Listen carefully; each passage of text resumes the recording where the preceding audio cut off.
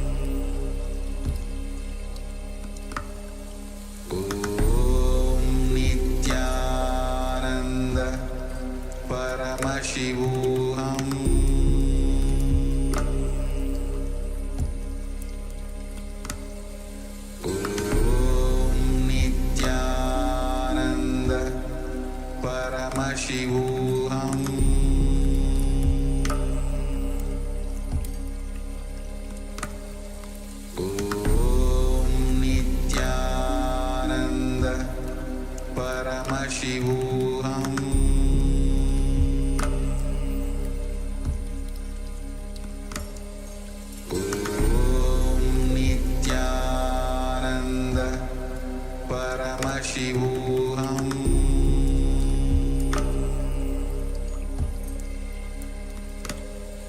Om Nithyananda Paramashivoham.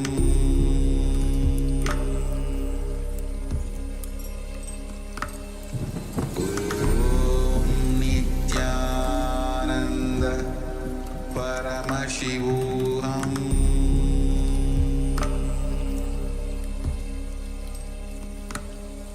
Om Nithyananda Paramashivoham.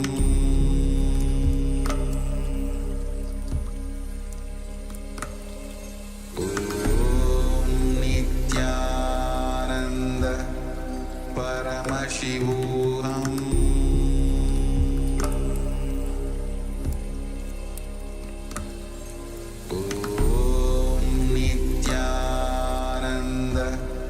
Paramashivoham.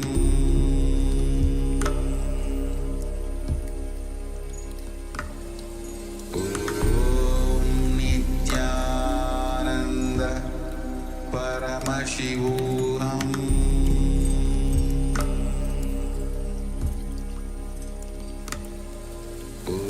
Om Nithyananda Paramashivoham.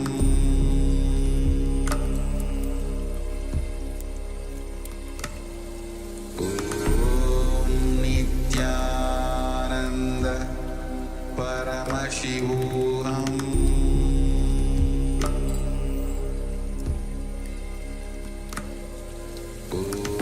Om Nithyananda Paramashivoham.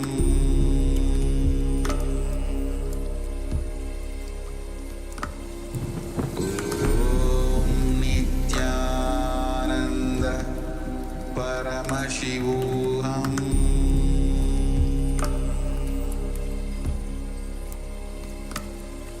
Om Nithyananda Paramashivoham.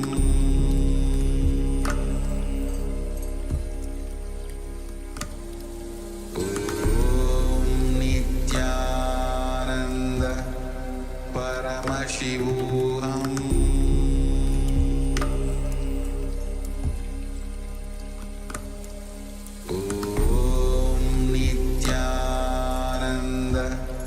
Paramashivoham.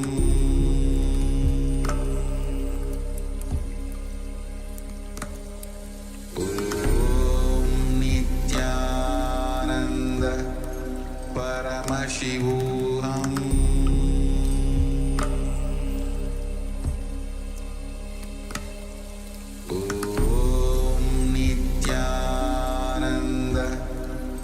Paramashivoham.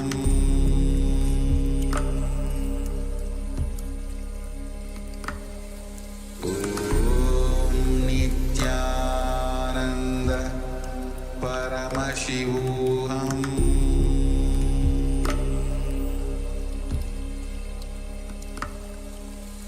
Om Nithyananda Paramashivoham. Om Nithyananda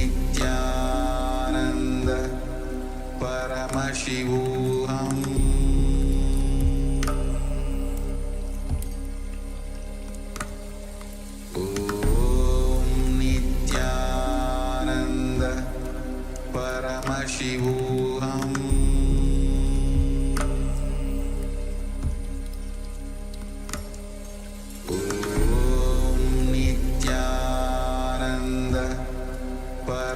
Paramashivoham.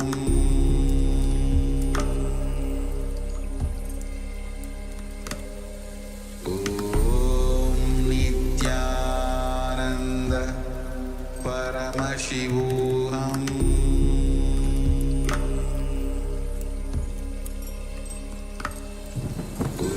Om Nithyananda Paramashivoham.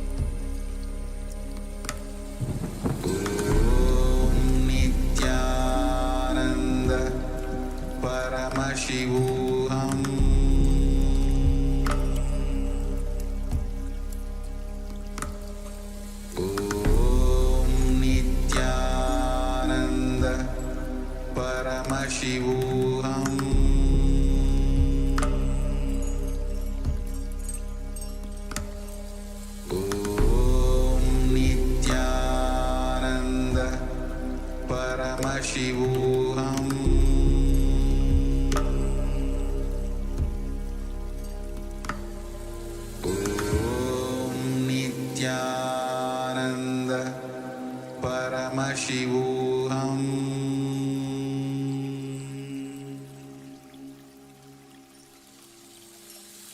I bless you all. Let you all open all your three eyes.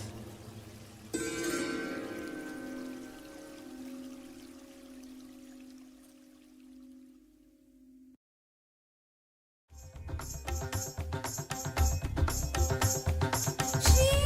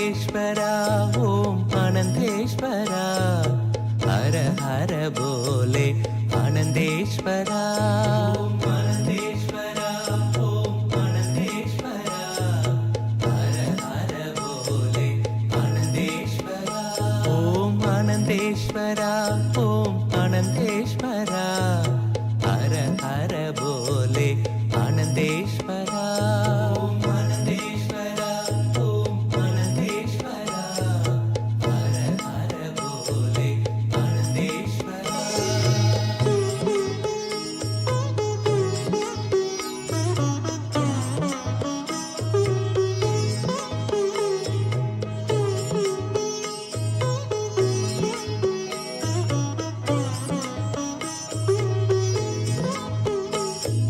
Rameshwara नित्य रामेश्वरा हर हर बोले आनंदेश्वरा रामेश्वरा नित्य रामेश्वरा हर हर बोले आनंदेश्वरा रामेश्वरा नित्य रामेश्वरा हर हर बोले आनंदेश्वरा रामेश्वरा नित्य रामेश्वरा हर हर बोले आनंदेश्वरा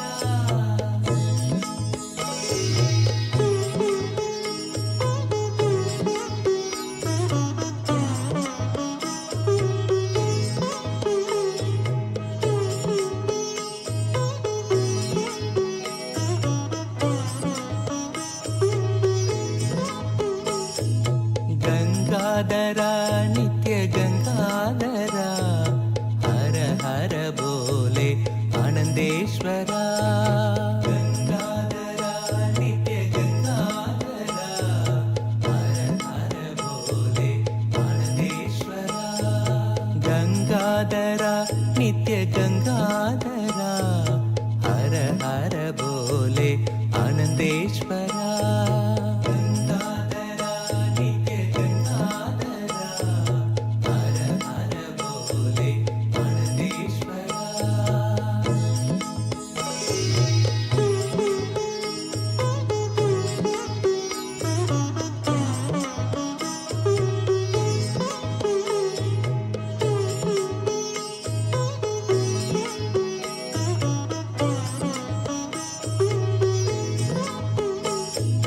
जटाधरा नित्य जटाधरा हर हर बोले आनंदेश्वरा जटाधरा नित्य जटाधरा हर हर बोले आनंदेश्वरा जटाधरा नित्य जटाधरा हर हर बोले आनंदेश्वरा जटाधरा नित्य जटाधरा हर हर बोले आनंदेश्वरा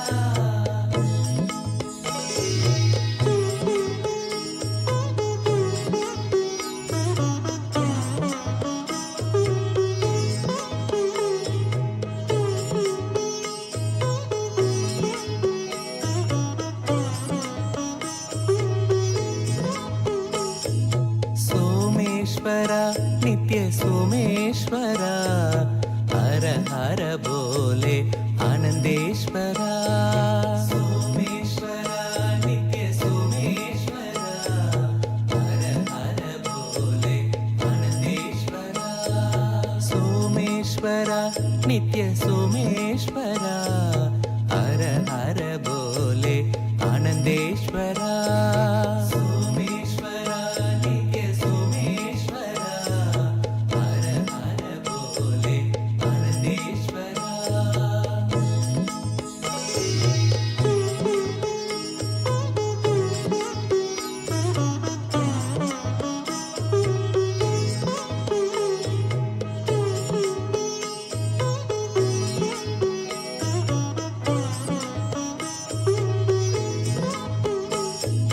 विश्वेश्वरा नित्य विश्वेश्वरा हर हर बोले आनंदेश्वरा विश्वेश्वरा नित्य विश्वेश्वरा हर हर बोले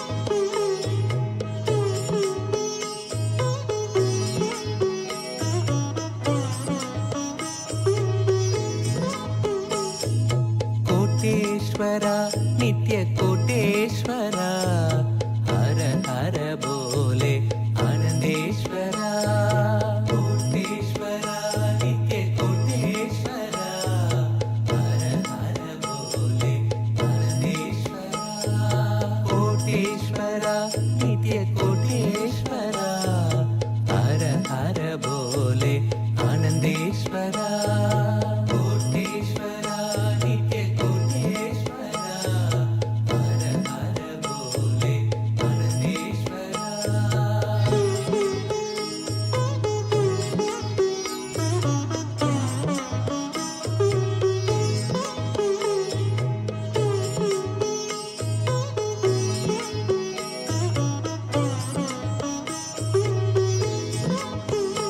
ओम आनंदेश्वरा ओम आनंदेश्वरा हर हर बोले आनंदेश्वरा ओम आनंदेश्वरा ओम आनंदेश्वरा हर हर बोले आनंदेश्वरा ओम आनंदेश्वरा ओम आनंदेश्वरा हर हर बोले आनंदेश्वरा ओम आनंदेश्वरा ओम आनंदेश्वरा हर हर बोले आनंदेश्वरा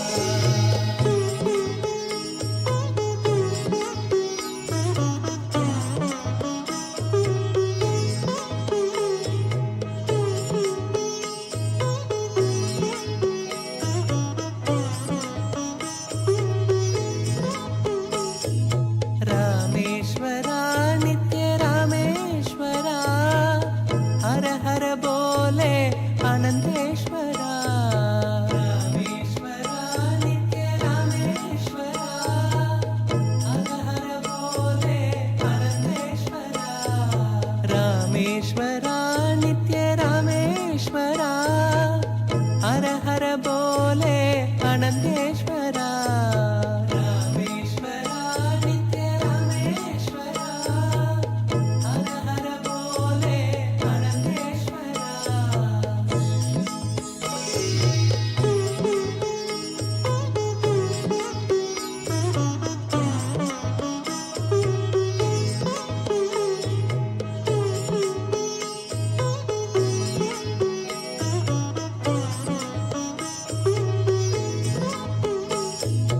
गंगाधरा नित्य गंगाधरा हर हर बोले आनंदेश्वरा गंगाधरा नित्य गंगाधरा हर हर बोले आनंदेश्वरा गंगाधरा नित्य गंगाधरा हर हर बोले आनंदेश्वरा गंगाधरा नित्य गंगाधरा हर हर बोले आनंदेश्वरा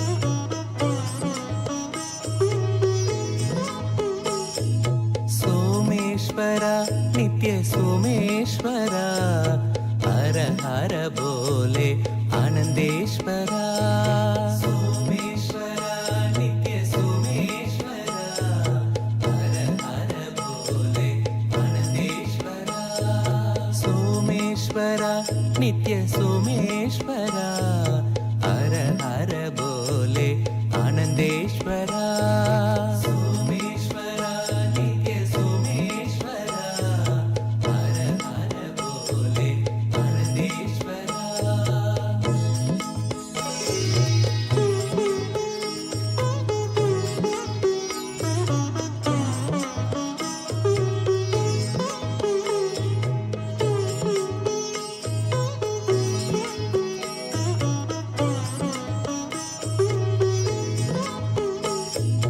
विश्वेश्वरा नित्य विश्वेश्वरा हर हर बोले आनंदेश्वरा विश्वेश्वरा नित्य विश्वेश्वरा हर हर बोले आनंदेश्वरा विश्वेश्वरा नित्य विश्वेश्वरा हर हर बोले आनंदेश्वरा विश्वेश्वरा नित्य विश्वेश्वरा हर हर बोले आनंदेश्वरा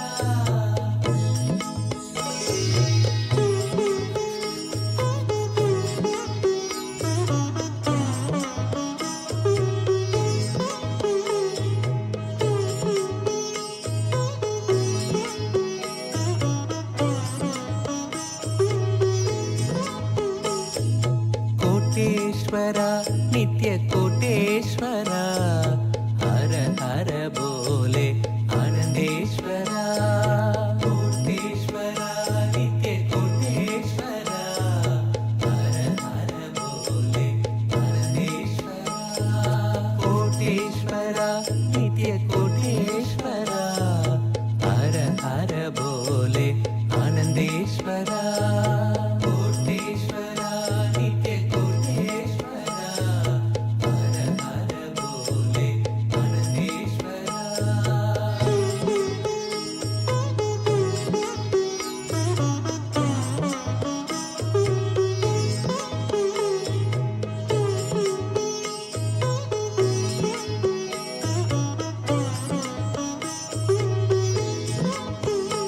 ओम आनंदेश्वरा ओम आनंदेश्वरा हर हर बोले आनंदेश्वरा ओम आनंदेश्वरा ओम आनंदेश्वरा हर हर बोले आनंदेश्वरा ओम आनंदेश्वरा ओम आनंदेश्वरा हर हर बोले आनंदेश्वरा ओम आनंदेश्वरा ओम आनंदेश्वरा हर हर बोले आनंदेश्वरा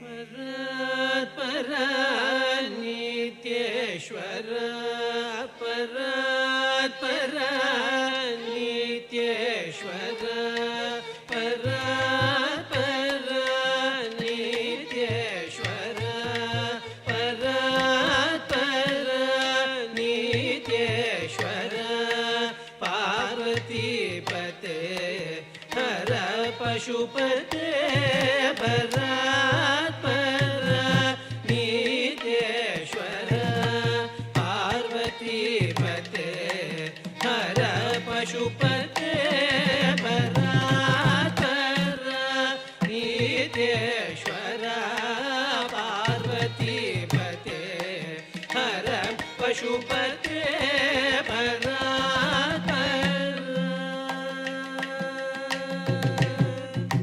परात्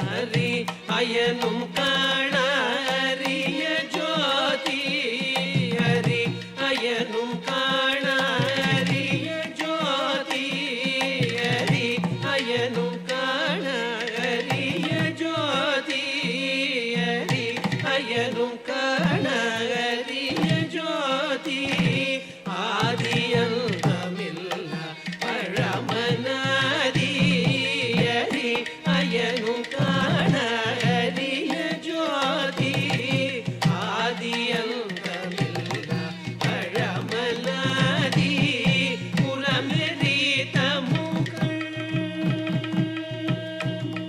புறமெரித முகன் கரும்பேயங்கள் புறமெரித முகன் கரும்பேயங்கள்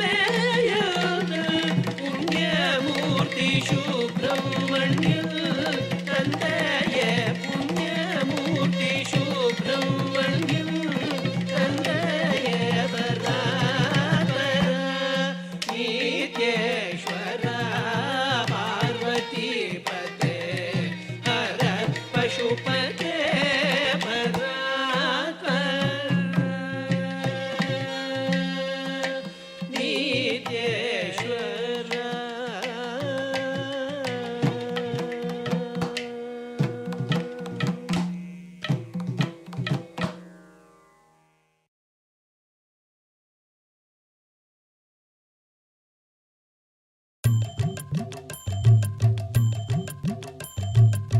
शरणं नित्यानन्द गुरुदेव शरणं स्मरणं नित्यानन्द गुरुदेव स्मरणं शरणं नित्यानन्द गुरुदेव शरणं स्मरणं नित्यानन्द गुरुदेव स्मरणं शरणं नित्यानन्द गुरुदेव शरणं ब्रह्मरूपमादिमध्यशेष सर्वभासकं भावषट्कहीनरूप नित्यसत्यमद्वयं ब्रह्मरूपमादिमध्यशेष सर्वभासकं भावषट्कहीनरूप नित्यसत्यमद्वयं पाक्मनोति गोचरं च नेति नेति भावितं तं नमामि देवदेव नित्यानन्दमीश्वरं पाक्मनोति गोचरं च नेति नेति भावितं तं नमामि देवदेव नित्यानन्दमीश्वरं शरणं नित्यानन्द गुरुदेव शरणं स्मरणं नित्यानन्द गुरुदेव स्मरणं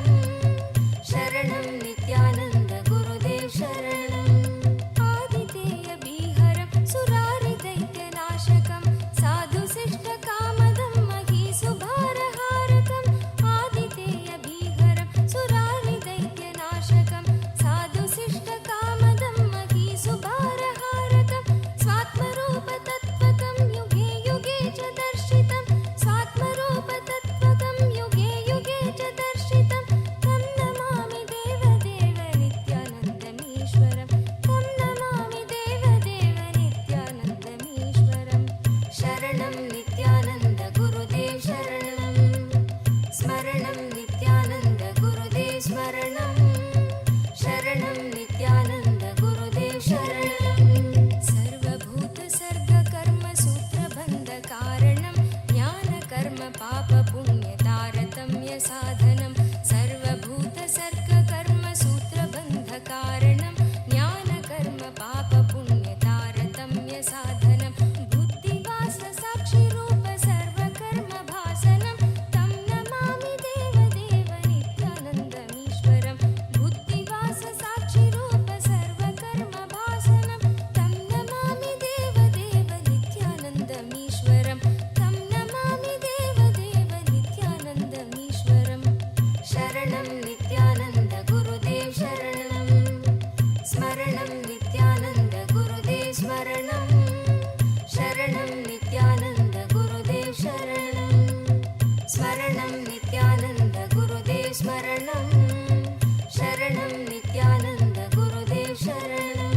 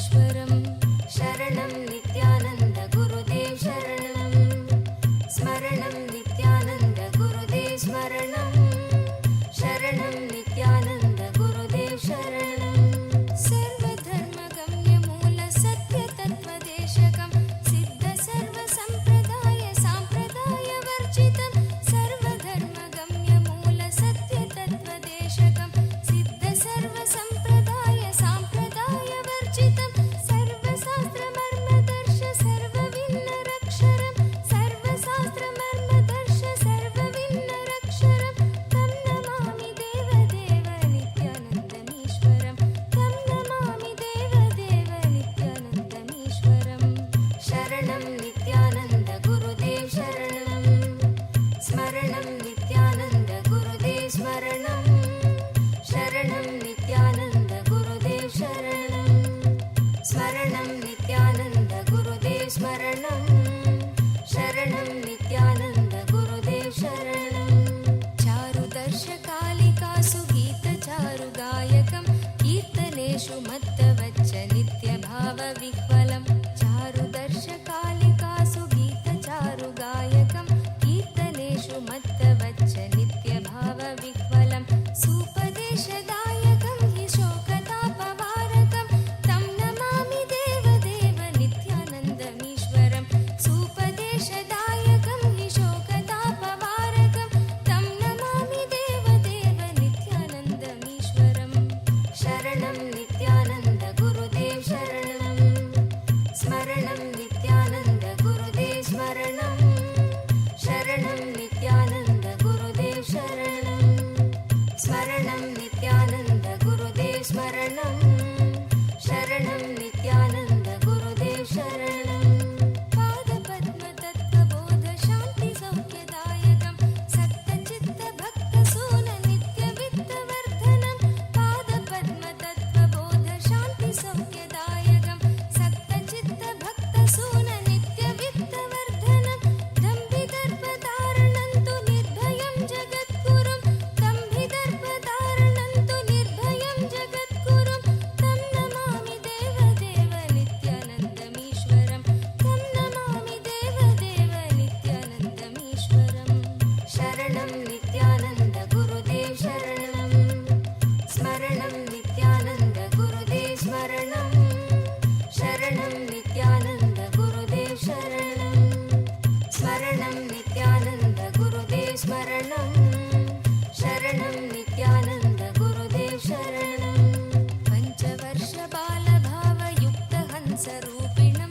सर्वलोकरञ्जनं भवाब्धिसङ्गभञ्जनं पञ्चवर्षबालभावयुक्तहंसरूपिणं सर्वलोकरञ्जनं भवाब्धिसङ्गभञ्जनं शान्तिसौख्यसद्मजीवजन्मभीतिनाशनं तं नमामि देवदेव नित्यानन्दमीश्वरं शान्तिसौख्यसद्मजीवजन्मभीतिनाशनं तं नमामि देवदेव नित्यानन्दमीश्वरं शरणं नित्यानन्द गुरुदेव शरणं स्मरणं नित्यानन्द गुरुदेव स्मरणं शरणं नित्यानन्द गुरुदेव शरणं स्मरणं नित्यानन्द गुरुदेव स्मरणं शरणं नित्यानन्द गुरुदेव शरणं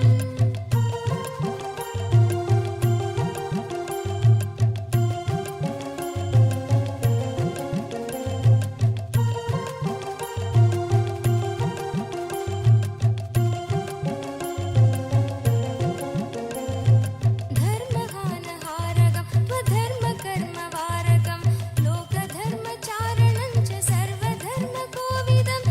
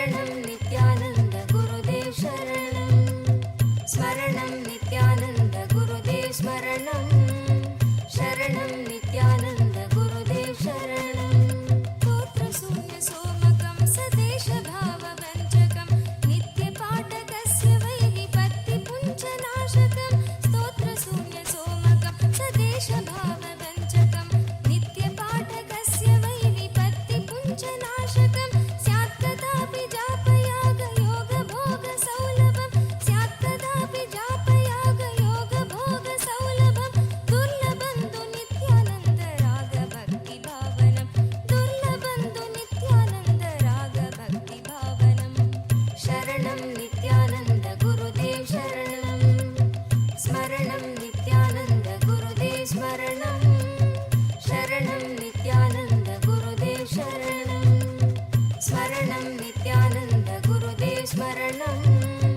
शरणं नित्यानन्द गुरुदेव शरणं शरणं नित्यानन्द गुरुदेव शरणं स्मरणं नित्यानन्द गुरुदेव स्मरणं शरणं नित्यानन्द गुरुदेव शरणं स्मरणं नित्यानन्द गुरुदेव स्मरणं शरणं नित्यानन्द गुरुदेव शरणं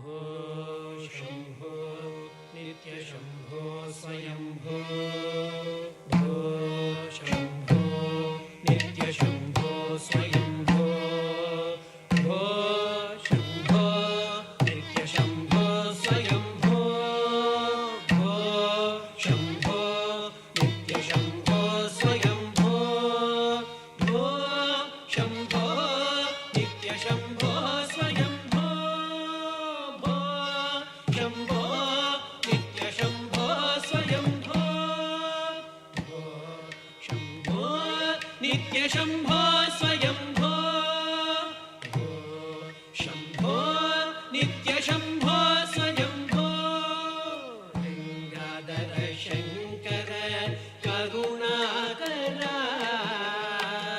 मम भवसागर तारक भो शम्भो नित्यशम्भो स्वयम्भो गङ्गाधर शङ्कर करुणाकर मम भवसागर तारक भो शम्भो नित्यशम्भो स्वयम्भो निर्गुण परब्रह्म स्वरूप गम गम भूत प्रपञ्चरहित निर्गुण परब्रह्म स्वरूप गम गम भूत प्रपञ्चरहित निर्गुण परब्रह्म स्वरूप गम गम भूत प्रपञ्चरहित निज गुह निहित विधात अनन्त निज गुह निहित विधात अनन्त आनन्द अतिशय अक्षय लिङ्ग नित्यानन्द अतिशय अक्षय लिङ्ग निज गुह निहित विधात अनन्त आनन्द अतिशय अक्षय लिङ्ग निज गुह निहित विधात अनन्त आनन्द अतिशय अक्षय लिङ्ग भो शम्भो नित्यशम्भो स्वयम्भो भो शम्भो नित्यशम्भो स्वयम्भो धिमित धिमित धिमि धिमि किट किट थो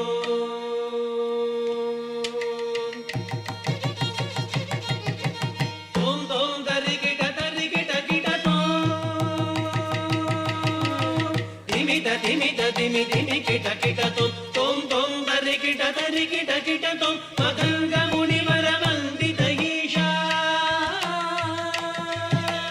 सर्वदिगम्बर वेशित वेश नित्य निरञ्जन नृत्य नटेश ईशा सभेश नित्येश धिमित धिमित धिमि धिमि किट किट तोम तोम तरि किट तोम मदङ्ग मुनिवर वन्दित ईशा सर्वदिगम्बर वेशित वेश नित्य निरञ्जन नृत्य नटेश ईशा सभेश नित्येश धिमित धिमित धिमि धिमि किट किट तोम तोम तरि किट तोम मदङ्ग मुनिवर वन्दित ईशा सर्वदिगम्बर वेशित वेश नित्य निरञ्जन नृत्य नटेश ईशा सभेश नित्येश भो शम्भो नित्य शम्भो स्वयम्भो भो शम्भो नित्य शम्भो स्वयम्भो नित्य शम्भो स्वयम्भो नित्य शम्भो स्वयम्भो नित्य शम्भो स्वयम्भो नित्य शम्भो स्वयम्भो नित्य शम्भो स्वयम्भो नित्य शम्भो स्वयम्भो नित्य शम्भो स्वयम्भो स्वयम्भो स्वयम्भो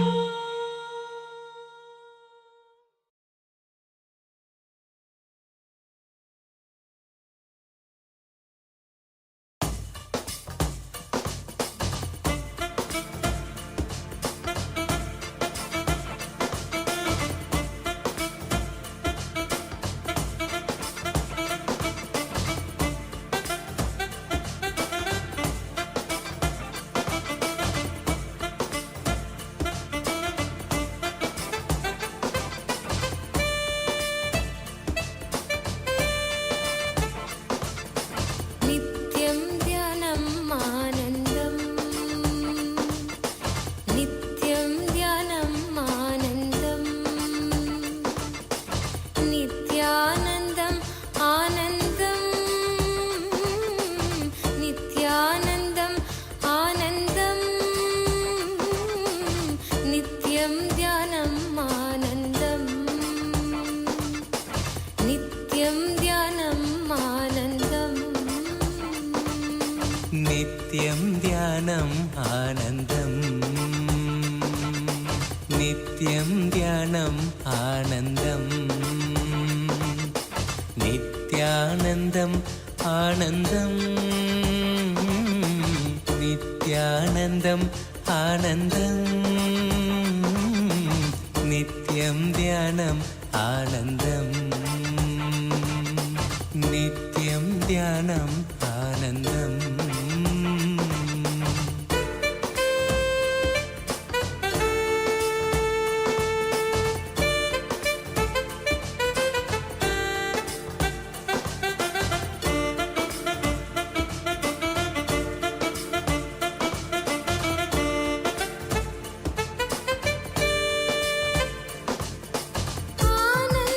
ஆனந்தஸ்புரணத்தின் ஆனந்த பயனாக நித்யம் தியானம் ஆனந்தம்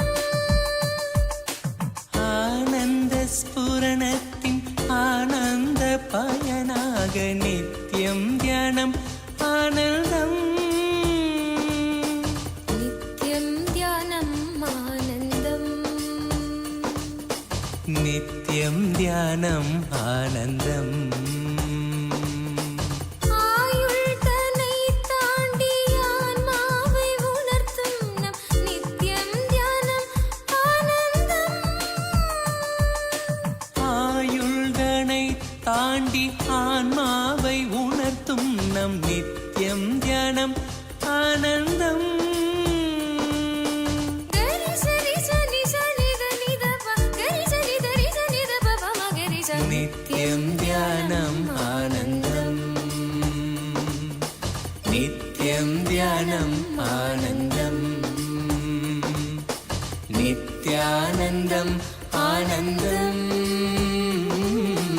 நித்யானந்தம் ஆனந்தம் नित्यं ध्यानम् आनन्दम् नित्यं ध्यानम् आनन्दम्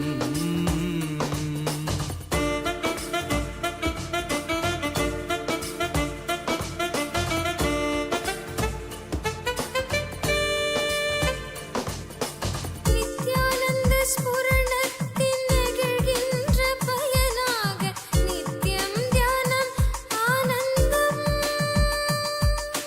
नित्यानन्द स्फुरणतिन् नेगिழ்கின்ற பயனாக நித்யம் தியானம் ஆனந்தம்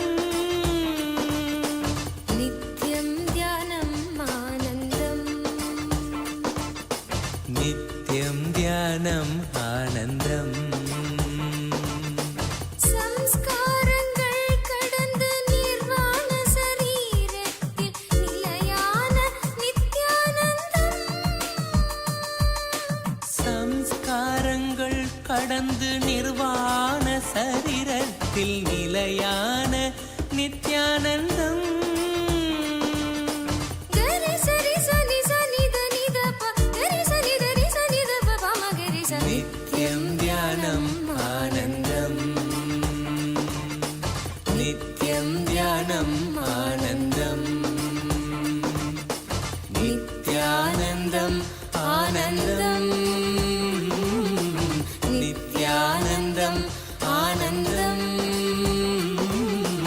நித்யம் தியானம் ஆனந்தம் நித்யம் தியானம் ஆனந்தம் ஆனந்த கந்தத்தை ஆளும் நித்யன் தியான சிகிச்சைகள் பேரானந்தம் ஆனந்த கந்தத்தை ஆளும் நித்யம் தியான சிகிச்சைகள் பேரானந்தம் நித்யம் தியானம் ஆனந்தம் நித்யம் தியானம் ஆனந்தம் ஆனந்த அனுபவங்கள் நாம் பெற்றதை பிறர் கழித்தாலோ நித்யானந்தம்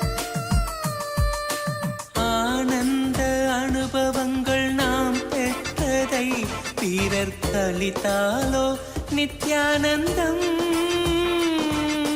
கரி சரி சனி சனி தனி தப கரி சனி தரி சனி தப பம கரி சனி நித்யம் தியானம் ஆனந்தம்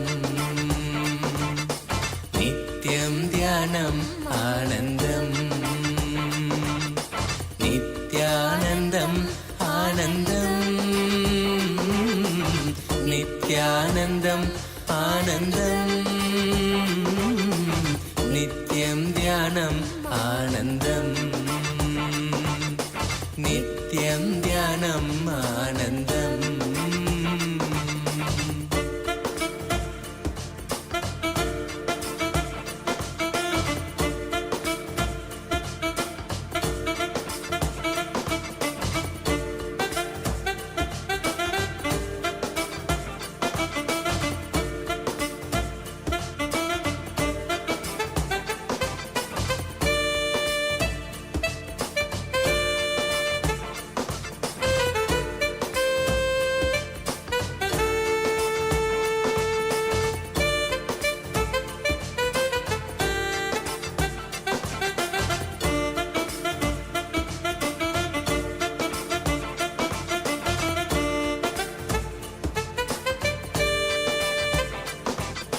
नित्यं ध्यानम् आनन्दम्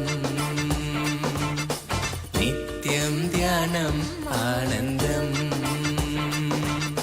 नित्यानन्दम् आनन्दम्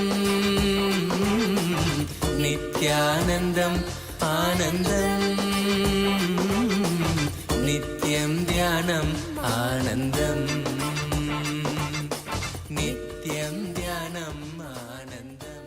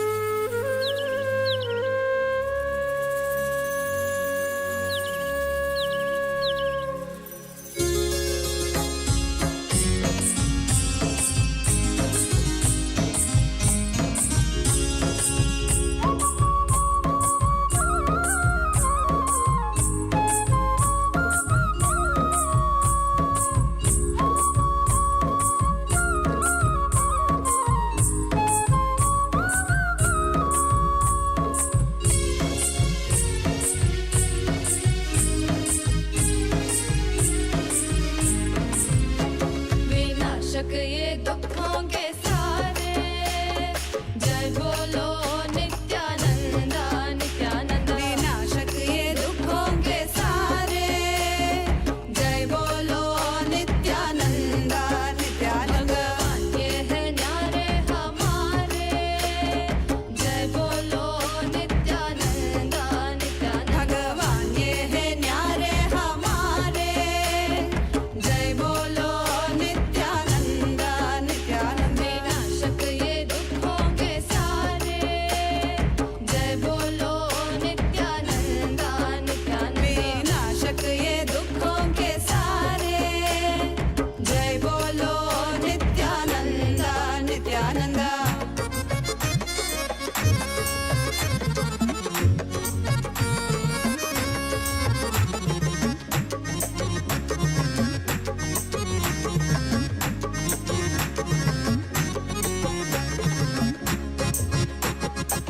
विश्व की शान तो भक्तों के प्राण तो, विश्व की शान तो भक्तों के प्राण तो, विश्व की शान तो भक्तों के प्राण तो, विश्व की शान तो भक्तों के प्राण तो।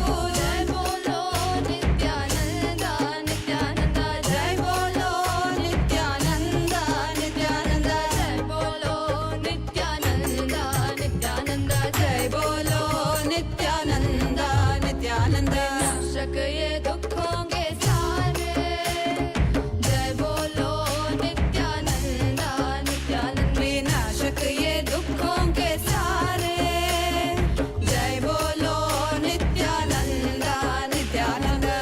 ये है न्यारे हमारे, जय बोलो नित्यानंदा नित्यानंदा। भगवान ये है न्यारे हमारे, जय बोलो नित्यानंदा नित्यानंदा। विनाशक ये दुखों के सारे, जय बोलो नित्यानंदा नित्यानंदा। विनाशक ये दुखों के सारे, जय बोलो नित्यानंदा नित्यानंदा।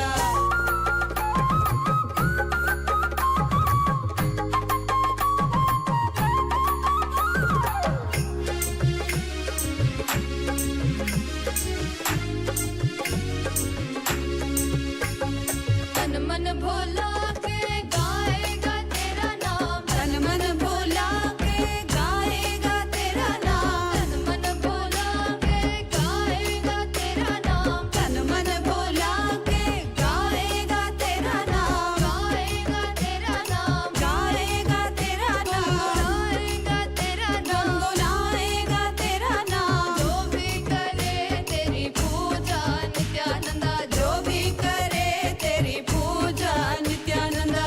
तुझसा कोई न दूजा नित्यानंदा, तुझसा कोई न दूजा नित्यानंदा। विनाशक ये दुखों के सारे, जय बोलो नित्यानंदा नित्यानंदा। विनाशक ये दुखों के सारे, जय बोलो नित्यानंदा नित्यानंदा।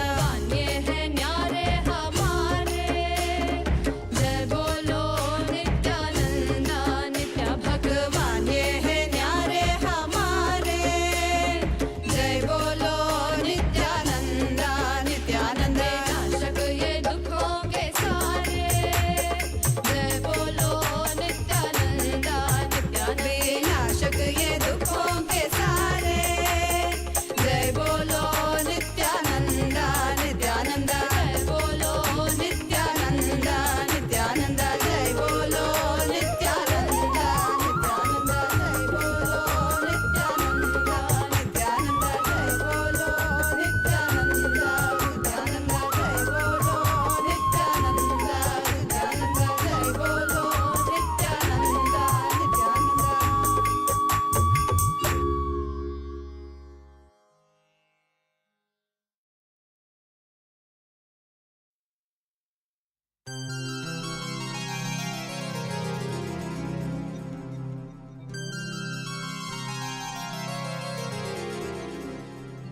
मृत्युञ्जयाय रुद्राय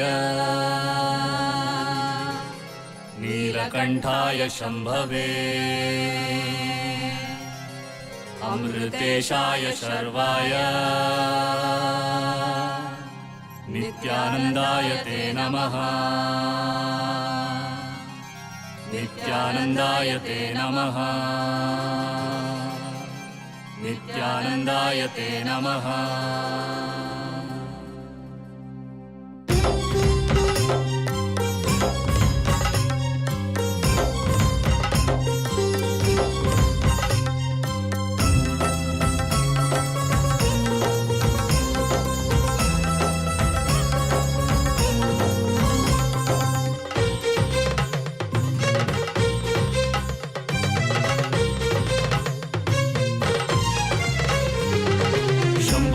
शिव शंभो हर शंभो हर शंभो शंभो शिव शंभो हर शंभो हर शंभो शंभो शिव शंभो हर शंभो हर शंभो शंभो शिव शंभो हर शंभो हर शंभो नित्यानंदेश्वर बिडदिपुरीश्वर नित्यानंदेश्वर बिडदिपुरीश्वर सामगान प्रिय शंकर प्रेम हृदय शशिशेखर सामगान प्रिय शंकर प्रेम हृदय शशिशेखर नर्तन प्रिय परमेश्वर ईश्वर नित्येश्वर हर हर हर हर नर्तन प्रिय परमेश्वर ईश्वर नित्येश्वर हर हर हर हर शंकर शिव शंकर शंकर अभयंकर शंकर शिव शंकर शंकर अभयंकर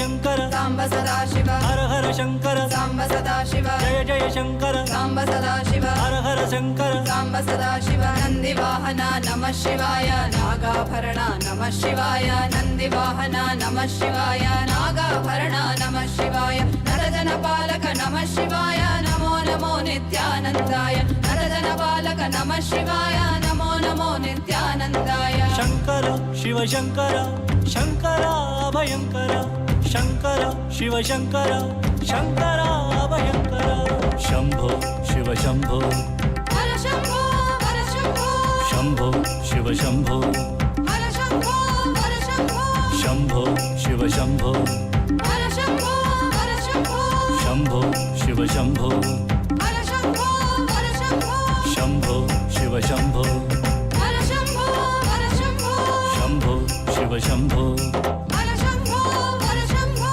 शंभो शिव शंभो हर शंभो हर शंभो शंभो शिव शंभो हर शंभो हर शंभो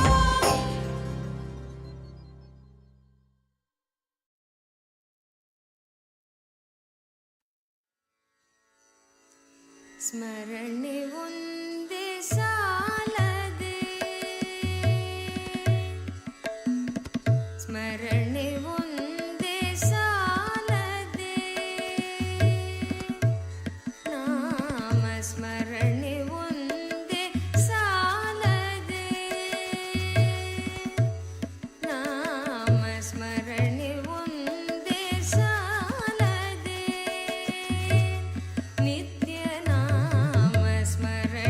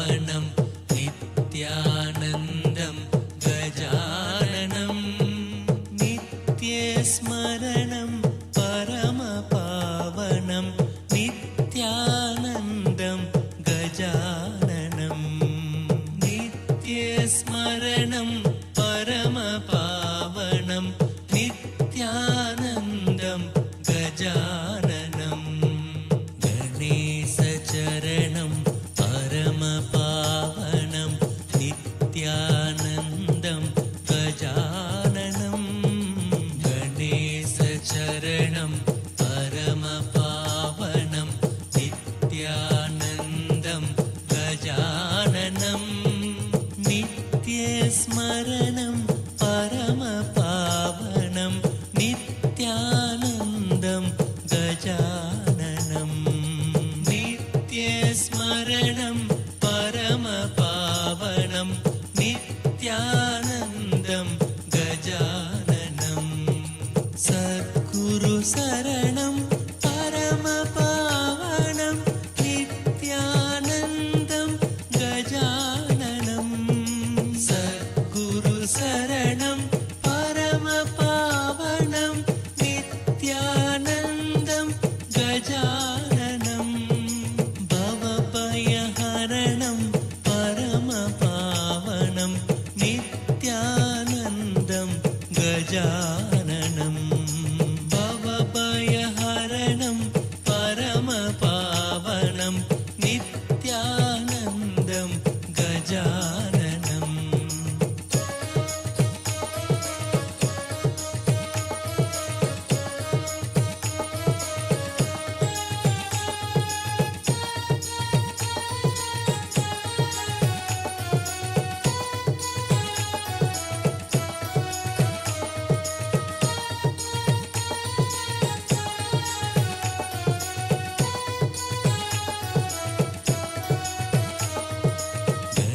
गणेशचरणं परमपावनं नित्यानन्दं गजाननं गणेशचरणं परमपावनं नित्यानन्दं गजाननं नित्यस्मरणं परमपावनं नित्यानन्दं गजाननं नित्यस्मरणं परमपावनं नित्यानन्दं गजाननं सद्गुरुशरणं परमपावनं नित्यानन्दं गजाननं सद्गुरुशरणं परमपावनं नित्यानन्दं गजाननं भवभयहरणं परमपावनं नित्यानन्दं गजाननं भवभयहरणं परमपावनं नित्यानन्दं गजाननं गणेशचरणं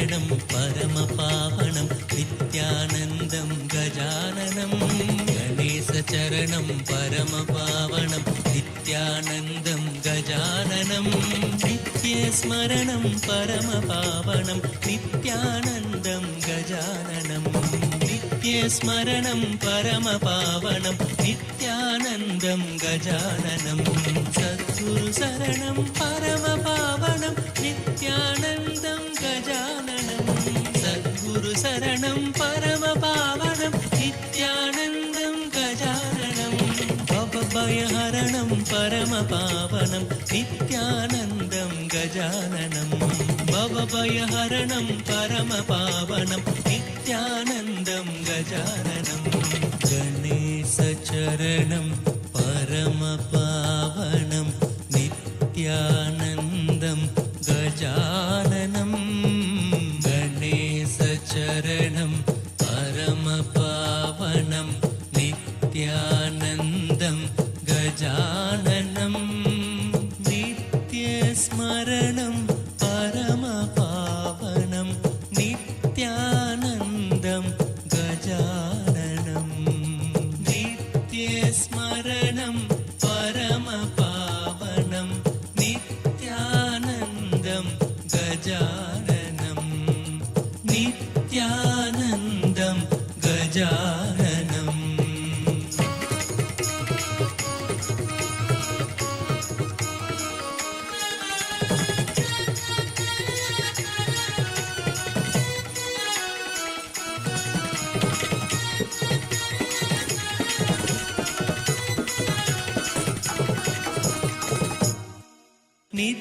नित्यानन्दं गजाननम्